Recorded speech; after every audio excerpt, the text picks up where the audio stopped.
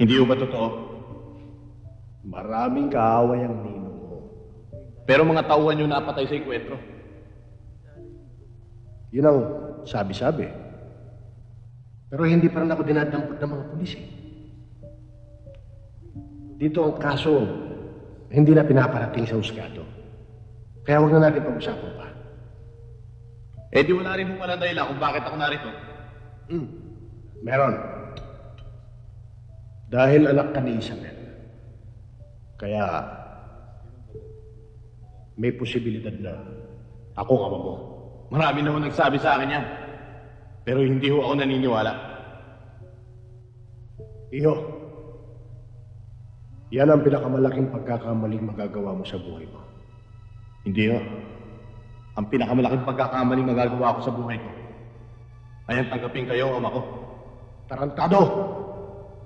Talaga nila sunanitin yung pag-iisip mo. No? Tayong dalawa dapat na magkasangga. At hindi kayo nang gagong ninong mo yun. Sandali! Hindi pa tayo tapos. Gusto mo patunayan ko sa'yo anak kita? Gusto mo?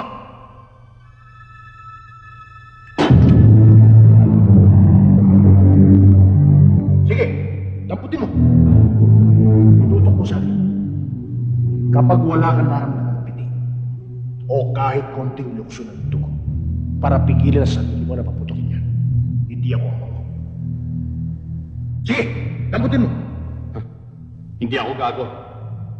Bago kumadampot ng baril na yan, rarapituin na ako ng mga tauhan nyo.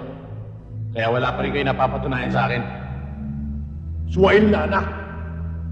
Mas gugustuhin mo pang maging mag-away tayong lokal. Sa inyo na nanggaling yan, hindi sa akin. Pero itatanim ko sa isipan ko ang mga sinabi ninyo. Papaalam na ako, Mang Ibyong.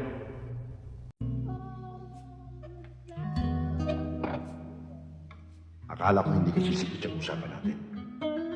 Matapang ka rin pala. Kami nakikipag-areglo eh. Kaya nandito ako. Mamaya na yung areglohan. Uminom muna tayo. Waiter!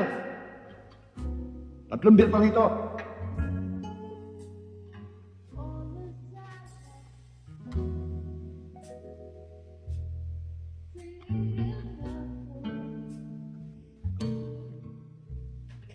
Sir, 6 na ho dinala ko.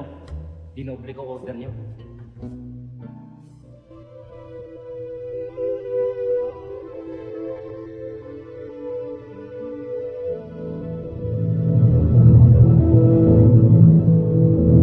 Oh, inom na bata. Mahaba pa gabi. Waiter! Sir, Espesyal na pulutan. Dali mo dito. sandali lang ho.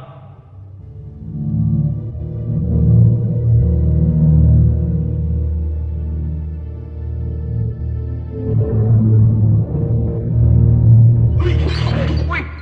Ano ka? Bastos ka! Hindi mo dinidigan ang lalakaran mo! Sorry ho, boss. Pwedeng lumipat na lang kayo sa kabila. Lilinisin ko muna. Ay, hindi pwede! Kung sinado ko ito na mesa to, linisin mo! Pabayaan mo na. Lumipat na lang tayo. O sige, pagbibigyan kita. Nandahil sa bastos na ito,